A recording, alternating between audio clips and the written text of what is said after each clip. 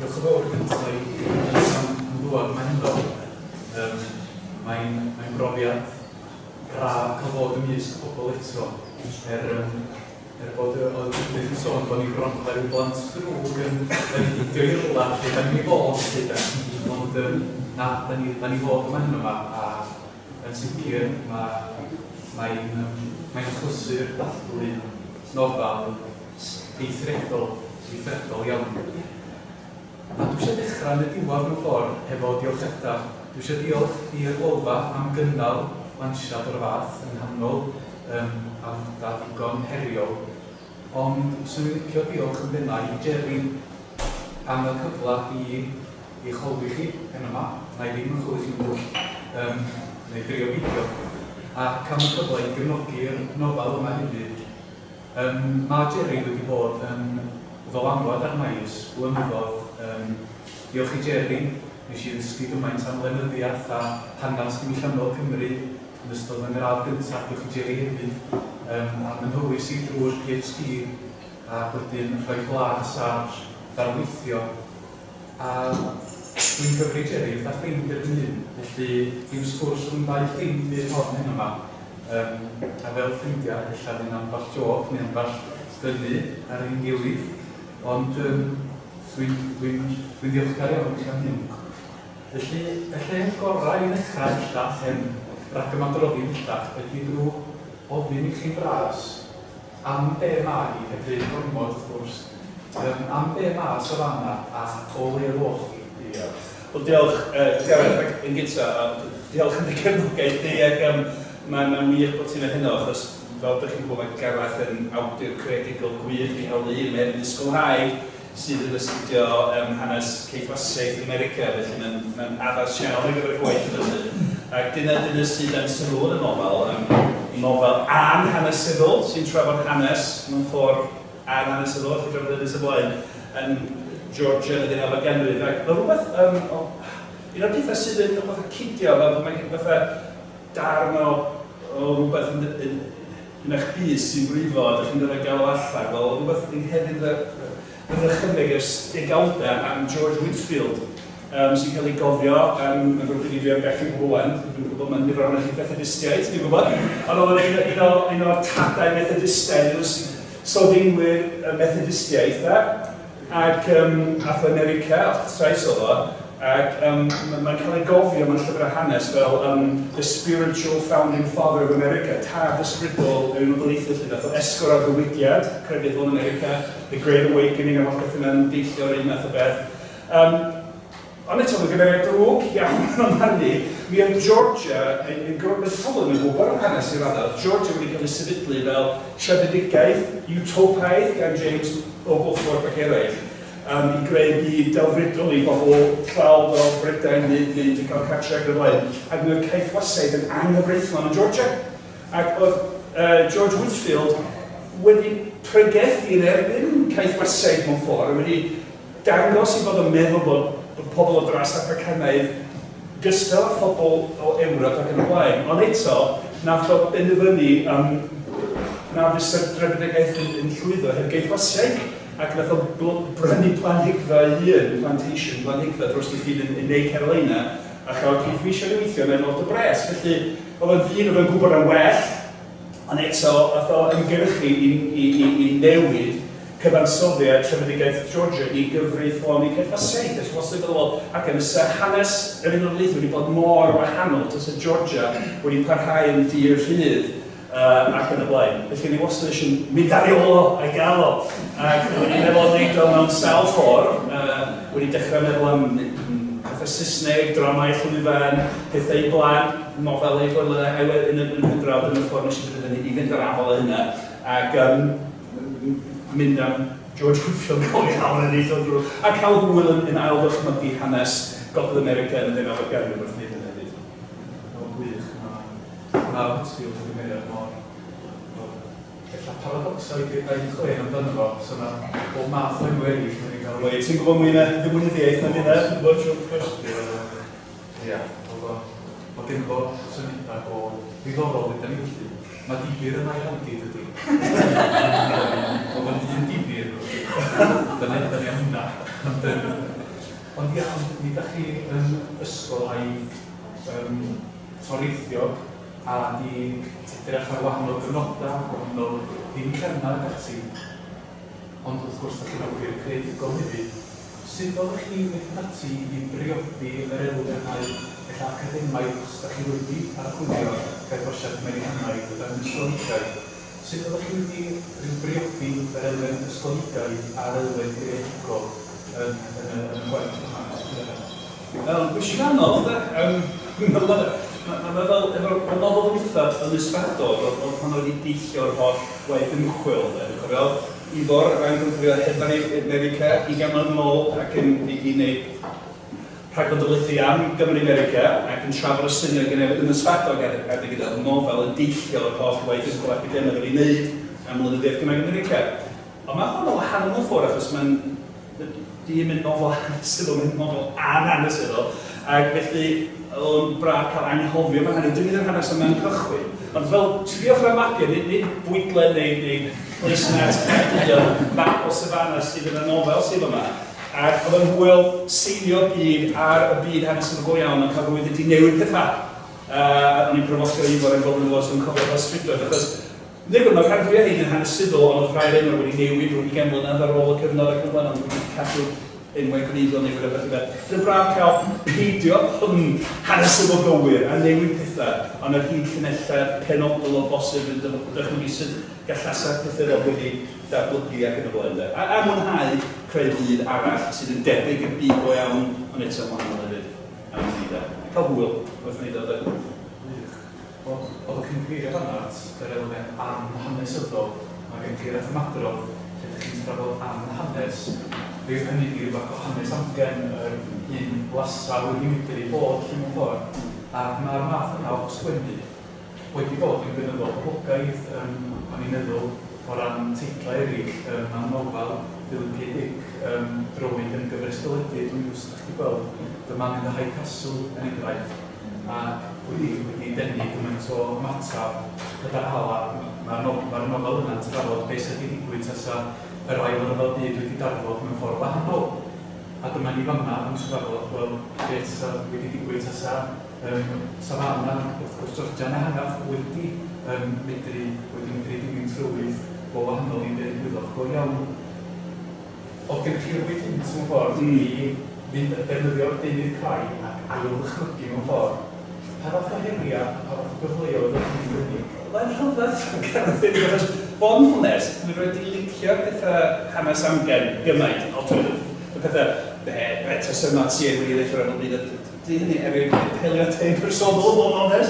Dwi'n rhoi pethau hanesyddol neu pethau sy'n ffiglen ydyn y fodau. Ac am rhyw reswm, doedd o ddim, ond am o'n i wrth i mi ddod amser o'n i'n amfyd yr afel a George Whitfield, fath o'n i fi yn ffordd greadigol yn neud o. A hefyd, dwi'n licio meddwl lle bod hyn yn ofnadwy o ymhonus i ddeud hyn da. Ond dwi'n meddwl bod y nofel mae'n bach wahanol o pethau ffiglen amgen. Felly, pan ydych chi'n trefnu eto. Na'i farcio di lawr o'r dyfeithodau. Nid nes i ddechrau gen am hanes. Sy'n braf gyhoeddi bod ni'n dathlu genedigaeth genre Cymraeg newydd. Ond dwi'n meddwl bod y cysyniad yn deillio o hanfod yr iaith Gymraeg, o ran sut mae'r iaith Gymraeg yn gweithio, sut mae'r geirfa hanesyddol y Cymraeg yn esgor ar batrwm y dwllan o ehangach yn y blaen. Fel y gair anwfn de, anwfn byd tywydd teg yn wreiddiol, mae'n dod o'r gair dwfn, di pobl ddim yn dweud o'r dwfn heddiw, oedd dwfn yn golygu o byd neu rhywbeth felly. Felly anwfn oedd dwfn byd, gyda'r rhagddodiad negyddol, anwfn byd na dwi'n fyd. Byd sydd hefyd yn frych y byd, neu o dan y byd. Felly, wrth sgwennu an hanes, dwi'n meddwl yn un ffordd hanes sydd mewn perthynas a hanes, fel mae anwfn mewn perthynas a dwfn, anfyd mewn perthynas â'r byd. Felly, dyna sy'n o'n i'n meddwl yn ymwneud. Dy'r hanes amgen, mae'n rhywbeth bach wahanol de, sydd yn cynnwys rhywbeth eraill gwbl wallgo o ran meddwl am sy'n hanes yn gweithio ella de. Ond dyna sy'n o'n i'n meddwl daro fo, allan bod hynny'n beth gwirion i ddweud, ond felly nid hanes amgen ydi o am hanes. Diolch yn fawr am ddweud gwyrddarad yna. wir, achos... Craig mynd yn ôl ystafell. Difyr.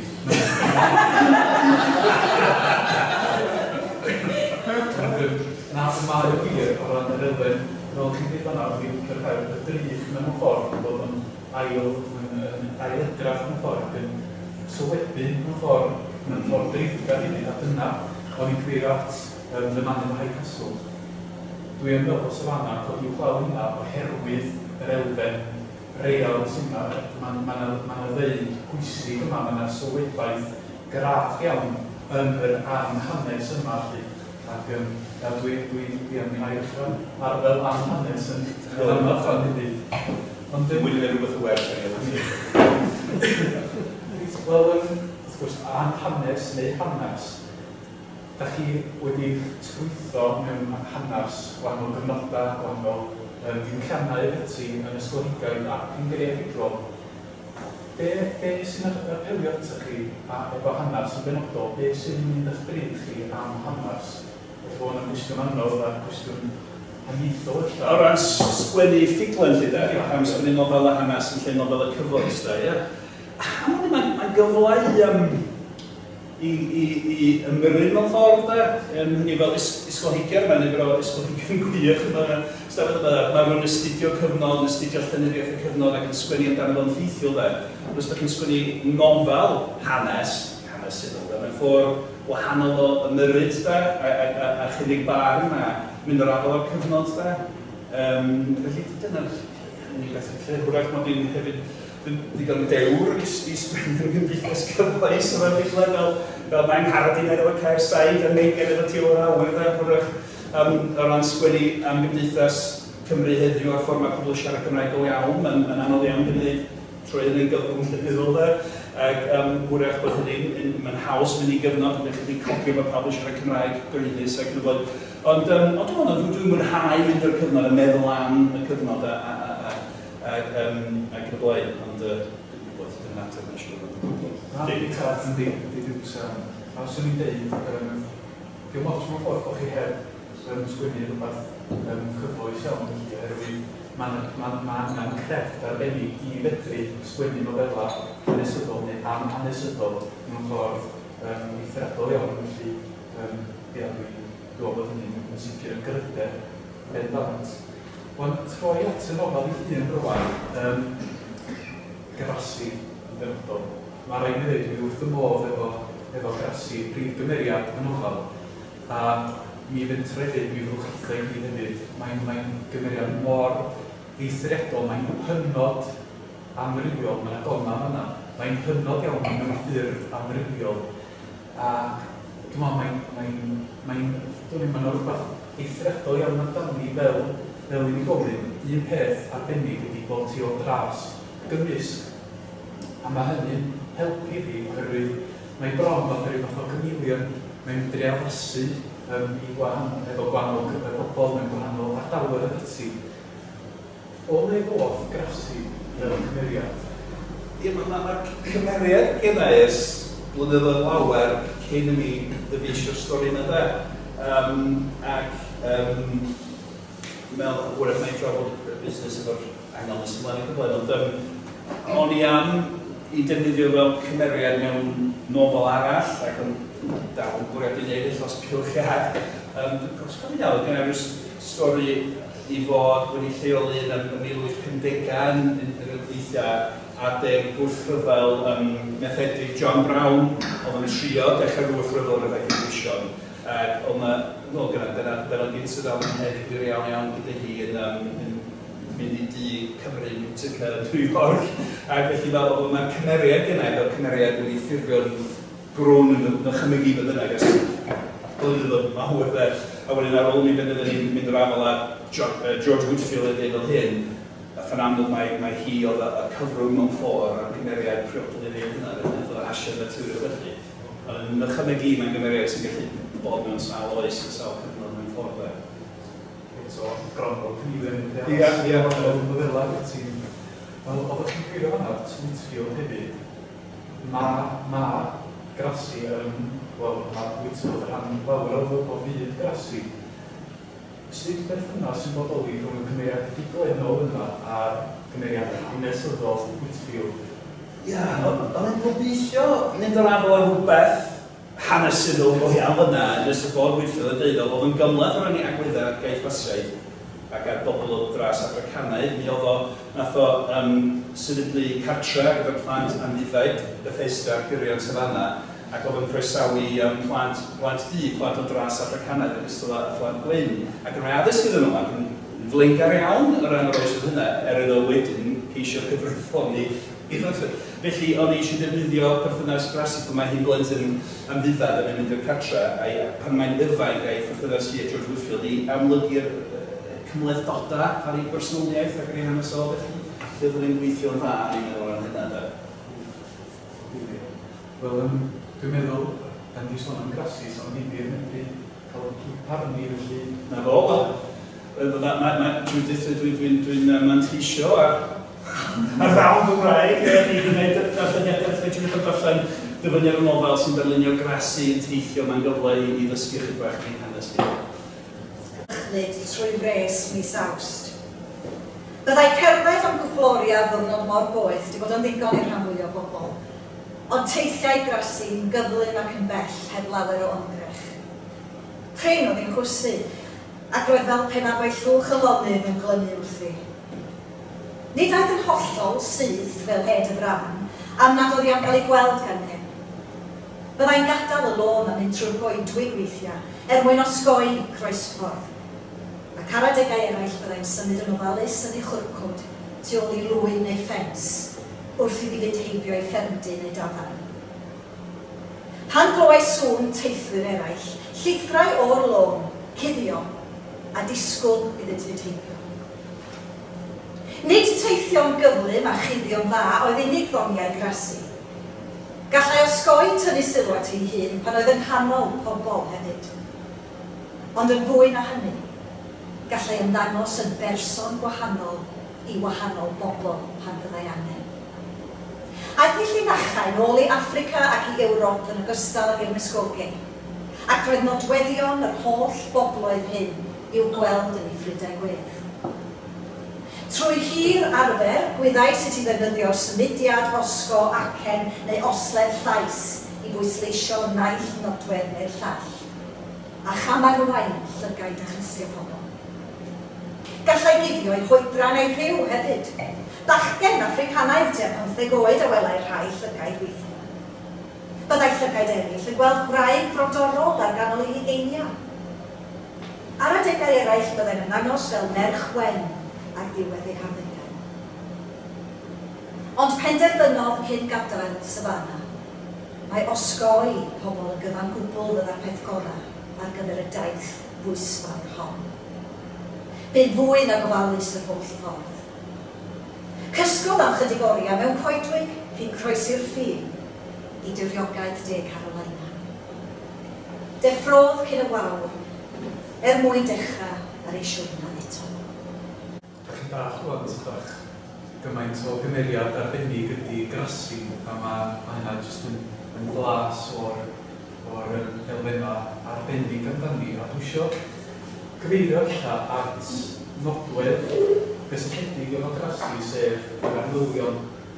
Roedd yna anwylion fel motif yn rhedad fel criminarian drwy'r cyfan, ac wrth gwrs mae'n gweithio'n arbennig, ond pam oedd chi dewis dilyn yr anwylion yn ffordd? Nes at ymwneud y byddai. Wel, ie, mae'n braf cael ailfeddian neu anwylion. Mae gymaint o bobl yn wedi o America, pobl yr oes newydd, New Age, neu gyda'r Ond i ddechrau cychwyn, ar ddechrau nofel, mae cyfeithiau bras, rhywun throsiad o ddan Almaeneg gan yr Iddew a thronydd Iddewig Walter Benjamin am angal hanes, ac oedd yna wastad yn rhoi roedd chi'n gyfarwydd iawn ar darn yna, wastad wedi pelu ata i ffordd y ddelwedd a felly mae'r syniad yna, cysyniad yna am angal hanes wastad wedi cydio yna allu. A hefyd o ran angylion yn y traddodiad Iddewig, ti'n gwybod well mynag ar Hen Testament Cristnogol ac yn y blaen, fel, maen nhw'n fodau diddorol, achos maen nhw'n ganolwyr, maen nhw'n gyfryngwyr, maen nhw'n teithio rhwng y byd a byd arall, byd ag anfyd, dwfn ag anwfn rhwng y ddeiar a nefoedd, y negeswyr yn ôl ac ymlaen rhwng y ddau byd, yn rhywbeth am hynna. A wedyn hefyd, Bethesda oedd enw cartra George Whitfield ac yr Safana, mae'n angel yn Bethesda, mae'n lot o bethau rwysig yn cydio naturiol ar ran hynna. Ond dwi'n eithriadol hoffi. Un efo hoff ddramau llwyfan yw Angels in America. Ac mae'n holl o wahanol rhan cyfnod a themau a rwysig yn wastad yna yn tanu yn ymwneud i hefyd am hwnni da. A da chi'n dyfynu hefyd? Yn ôl, mae'n ddrama, os ydych chi'n gweld hynny, mae'n wych, mae'n fersiwn ar ffilm da, neith ysbrydol ôl, mae'n ei lleoli Efrog Newydd yn y 80au a ddechrau gynnod AIDS, mae'n holl o wahanol rhaid cyfnod a lleoliad. Mae'n rwysyd da, mae'n mor rhywbeth yn gweld i da. Dwi'n awr sy'n gweithio lot. Mae'n sy'n gweithio allan wan. Mae grasu'n breuddwydio, felly breuddwyd sydd yma lle. Roedd hi'n cerdded o gwmpas Bethesda, y lle a ddim gartref i am rhan fwyaf fflintyndod. Nid oedd wedi newid, roedd y prif adeilad a gweithdi'r clafdu'n union roedd fath o gofiau. Tebyg oedd y caeau a'r coed a'r llwybrau hefyd. Ond gwelai'r cyfan mewn rhyw olau rhyfedd. Fel pan fydd yr awyr yn diog ganol dydd adeg y corwynt, a'r cymylau bygythiol yn troi'r rheilwen yn llwydaeth. Rhyw dywyllu canol dydd ar allfydol, nid tywyllu'r cyfnos. Cerddodd yn araf i ddrws tu blaen y prif adeilad, a gwelodd fod un peth yn wahanol. Roedd gardd wedi fflanio flaen y drws, cylch gyda pherlysiaw bob math a llwyni o'r wrthwna cochyn. Safai cerflwy yn rhan y cylch. Plinth gwenithfaen mawr gyda'r angel efydd yn sefyll arno. Roedd yr angel yn fwy na dyn cyffredin, ac roedd ei adenydd a'i wreichiau ar y led, nid yn arhebyg i'r cerflun yn nghanol sgwâr Oglethorpe, ac yn debyg i'r angel a'r cerflun arall hwnnw. Awgrymau ei wyneb, ei fod yn wrwaith, ond eto roedd yn lle'r ben rwaith hefyd. Ei fod yn eddydd ac yn ddisymud, roedd rhywbeth byw am lygad yr angel. Rhyw deimlad ei fod yn gallu gweld hi. Cododd y gwynt yn cryf awgrymau fod storm fawr ar y ffordd. Symudai'r planhigion yn afol y gwynt, a sylwodd grasi bod nhw'n marw wrth symud. Y perlysian dion syrthio'r ddaear, y rhysynau cochion yn troi frown ac wedyn yn troi ddu. Pob blodyn yn plygu ben ar ei goesyn ac yn disgyn i'r ddyn. Gwyddai fod y gwynt yn ei llaw. Poenau y byddai'r gwynt yn cyffwrdd â hi hefyd. Agorodd twll bach iawn yn y cymylau dion uwch ben. Digon i adael i un pelydryn o heilwen syrthio ar yr angel. Disgleibriodd llygad y cerfyn, a symudodd ei ben chydig. Edrychodd ar grasi a siaradodd. Ei lais yn wrwaidd ac yn fenywaidd, yn feddal fel melfed ac yn galed fel efydd ar yr un pryd. Paid a phoeni meddai, yn siarad heb agor ei geg, y llais yn codi tu mewn i ffen. Ni all y gwynt o gyffwrdd â thi. Gwyddai grasi gyda hynny fod yr angel yn iawn. Ni allai deimlo'r gwynt ar eich rhwng. Nid oedd ar ei oedd. Ie, eto, dau ddetholiad arbennig o'r nofel eithriadol yma. Faint mae'n gymryd i rywun sgwennu nofel o'r safon yma? Faint gymryd i sgwennu? Edrych safon, ond dwi'n gwybod, mae pobl di dyn yn y blaen, mae'n siŵr, yr anffiglen yn sgwennu gyflym iawn, ac dyfeisio stori'n ymhen dwi gan mwyaf ar y cyfa, a os dwi dyfeisio stori fy hun, felly i chofio hyn yn dda, felly dwi'n mynd o gwmpas derwy'n neud bob dydd yn coginio, mynd â'r ci yn drog yn ei wneud ac yn gyrru cael a meddwl ac mae'r stori'n ffurfio yn ymhen ac yn aros yna mewn ffordd o gilydd. Ac felly mae sgwennu yn ystod wrth y cyfrifiadur yn teipio yn feddwl gyflym achos mae hi'n dod allan wedyn yn meddwl. Mae'n siŵr mae'n awdur diog iawn, mae'n gyda'r gyfaill yma sydd yn aros sgwennu gwaith ac yn gweithio'n galon iawn ac yn berffeithyddion ac yn fwy cydwybodol am hynna o lawer o ran hynna, ond dwi'n golygu'n waith o'r lawer yn sgwennu fo a dyna fo mae'n mynd achos o gennau sydd yn ymhen yn eisiau gwneud, mae'n dod allan a dyna fo. Dwi'n credu bod yna ffasiwn beth wrth sgwennu'n byd am effaith yn yna.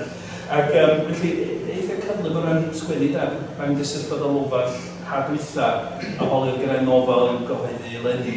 Gyda'i sawl un, o'n i'n meddwl o darod i gael allan ar bapur ac oherwydd beth o'n digwydd yn y byd o ran ysgil Black Lives Matter a'r trafod ynglyn â hanes caethwasiaeth a'i dylarfod ar cymdeithas heddiw. Dyma oedd yr adeg i gael hon allan, felly eisiau ddilgais.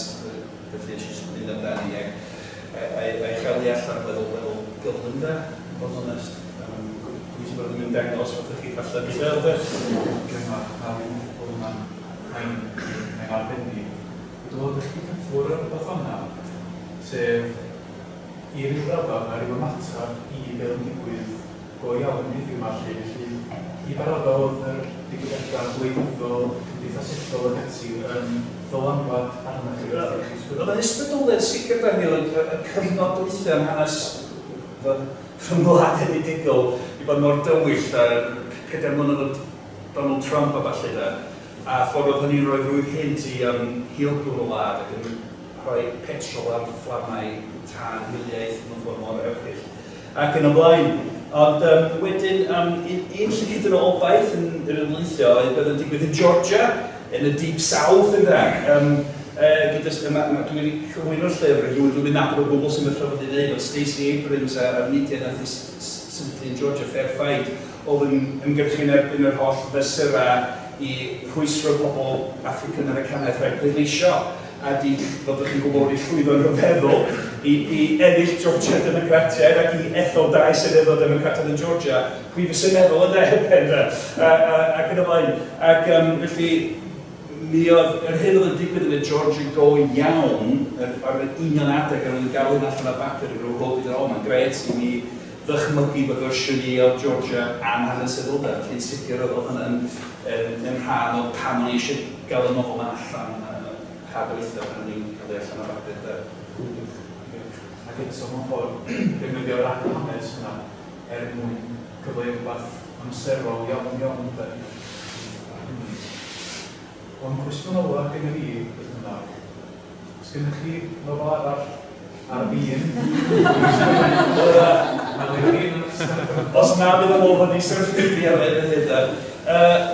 Wel, os bywch chi ach, achos os gael bobl mynadd a Lolfa mynadd, mae'n y gyfres o hei, felly dyna'r gynta mewn trioleg o dair nofel i fod, a mae'r lleill mwy na lai yna yn barod o'r gwybod beth sy'n digwydd yn nhw'n gyd, ffedd y gael sy'n ei gael allan. Felly dyna, ond ar hyn o bryd dwi'n cael llawer o gyfleoedd efo'n ffeidlen, ond yna sawl peth arall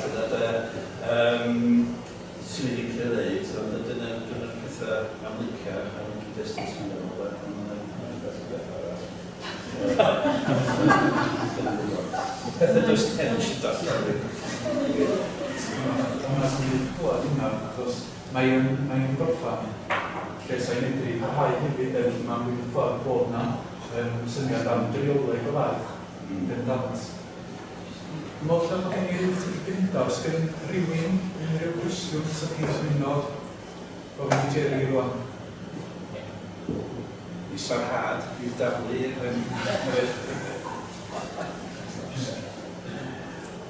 O, dwi'n siŵr os ydych chi'n cael gair o Jerry wedyn a bydd o'n mwyn apus o nodi dwi'n siarad ar eich llyfr chi wan, ond dwi'n siŵr yn parchus o nodi a dyma un peth arall am y nofel hefyd. Brynwch chi a darllenwch chi fwy nag unwaith hefyd, oherwydd ar yr ail ddarlleniad, y trydydd ddarlleniad, mae rhywun yn dod i werthfawrogi pethau gymaint yn fwy, mae'n gyfoethog iawn. a mae mor amserol dwi'n dweud na ganmwy yn barod o mae a mae mor dreifgar o ran sawl agwedd ar ein cymdeithas ni heddiw. Felly, yn sicr, rynwch chi a brynwch gopi ffrind hefyd. A cymwch y mapia fan yna ddim. Mae'r mapia ar ddim. Diolch i mi Becker, fath Linda'r map. Oedd dyfyniad olaf dwi'n dweud i'r allan, ond os yna cerflun yng nghanol sgwab o Bwthor, bod chi'n gweld o'r gwrthaf yna, un bach o'r ffinon yna, yn ei canol, diolch i'w feid, cyd yma'n mynd o'r un i gyd yna. Diolch o galon. Diolch o galon.